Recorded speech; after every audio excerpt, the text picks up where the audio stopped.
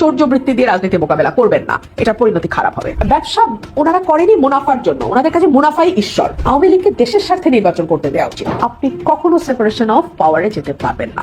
আমি ওখান থেকে 40টা বই নিয়ে এসে আমি সমিতি করছি, ওখান থেকে কালেকশন করে নিয়ে এসে এদেরকে আমি দিচ্ছি, আকরামকে দিচ্ছি। এখন এর মাংস দেওয়ার কথা আমি আজকে তাদেরকে পৌঁছে দিব। এখন এ আমাকে টাকাটুকু সব 1.5 লক্ষ টাকা আমার পরিশোধ করে নিয়ে এরা রাতের অন্ধকারে পালিয়ে চলে গেছে।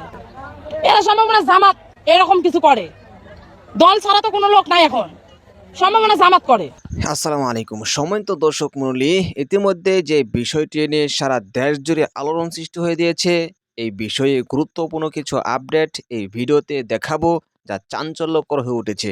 আসলে কি হতে যাচ্ছে রাজনৈতিক অঙ্গনে জানার আছে অনেক কিছু, তাই দেরি না করে চলুন একে একে বিস্তারিত দেখে আসি, তারপর এই বিষয়ে আলোচনা করব।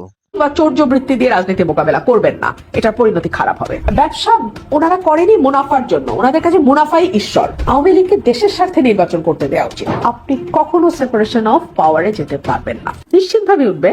এবং আমি তো আমার ওথ নেওয়ার পর যখন আমি সংসদে বের হই, আমার সাংবাদিক ভাইরা যখন আমাকে প্রশ্ন করেছিলেন যে কেমন দেখলেন, আমি বললাম এখানে মিনিমাম 30% মানুষের কোনো রিপ্রেজেন্টেশন নাই, মিনিমাম 30%।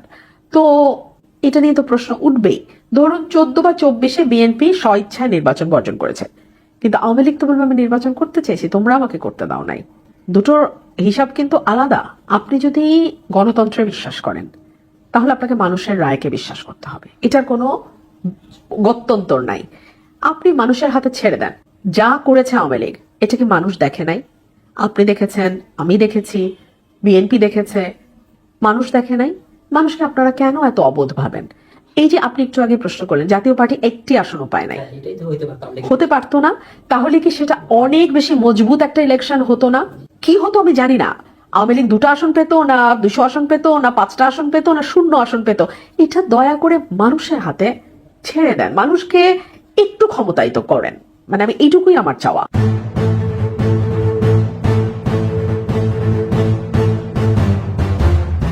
সারা বছর তিল তিল করে জমানো টাকা দিয়ে ঈদের দিন পরিবারের মুখে একটু মাংস তুলে দেওয়ার স্বপ্ন ছিল বগুড়ার মালগ্রাম চাপরপাড়া এলাকার 1200 পরিবারের। মাংস বিতরণের নির্ধারিত দিনে প্যান্ডেল প্রস্তুত থাকলেও নেই কোনো মাংস। সমিতির পরিচালক জামায়াত নেতা 77 লাখ টাকা নিয়ে উধাও।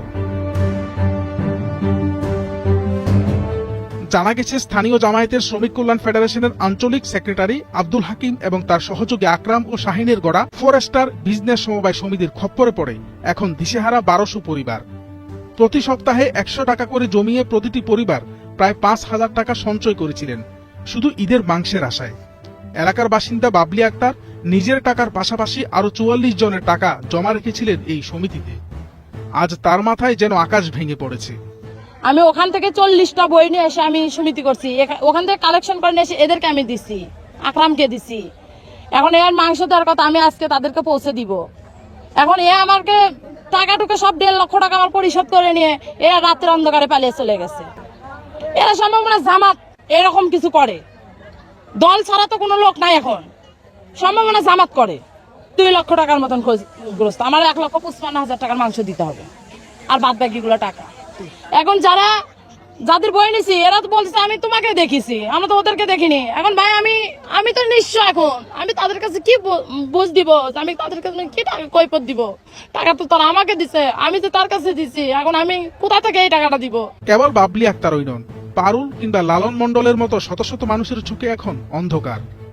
যেখানে উৎসবের আমেজ থাকার কথা সেখানে বিরাজ করছে তীব্র ক্ষোভ ও হতাশা। ওই যে গোষ্ঠের সমিতি করছিলাম, তো এখানে এক এক বইয়ে 5000 টাকা করে 5টা বই করা হয়েছিল। তো আমি তো মনে করছি যে একটা বইয়ের গোস্ত নিব আর বাকি 4টা টাকা নিব। আজকে সেই গোস্ত দেওয়ার কথা, কিন্তু টাকা আরো আগে দেওয়ার কথা ছিল, আমাদের 26 পূজার কথা বলছিল, যে এখন এসে 2 কেজি এসে নাই, পালাই গেছে। থানায় লিখিত অভিযোগ পেলে আইনগত ব্যবস্থা নেওয়া হবে বলে জানিয়েছেন বগুড়া সদর সার্কেলের অতিরিক্ত পুলিশ সুপার। এটি আসলে এই ঈদ উল ফিতর উপলক্ষে তারা একযোগে হয়তো কিছু মাংস নিতেন এবং কিছু মাংস বিক্রি করে তারা ঈদের কেনাকাটা করতেন। এই উদ্দেশ্যেই তারা আসলে গত 1 বছর ধরে টাকাটি জমিয়েছেন। আমরা এটি যে অভিযোগটি পেয়েছি, আমি ওনাদের কাছ থেকে একই সাথে বললাম থানায় এসে একটু এজাহার দিতে।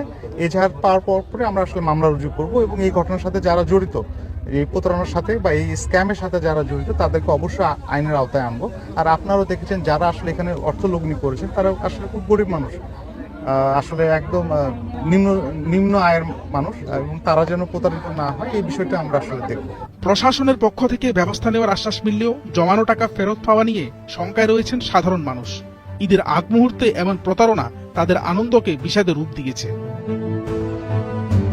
প্রিয় দর্শক, আশা করি সম্পূর্ণ ভিডিও দেখে আসলেন। ভিডিওতে যে বিষয়গুলো দেখলেন এই বিষয় নিয়ে আপনাদের কি মতামত, অবশ্যই আপনাদের বলুন মতামতগুলো কমেন্টে জানতে ভুলবেন না। এমনকি চ্যানেলটিকে সাবস্ক্রাইব করে রাখুন পরবর্তী ভিডিওর জন্য। প্রিয় দর্শক, আজকের মতো এখানে বিদায় নিচ্ছি। আবারও দেখা হচ্ছে অন্য ভিডিওতে। সেই পর্যন্ত সকলে ভালো থাকুন, সুস্থ থাকুন। আসসালামু আলাইকুম।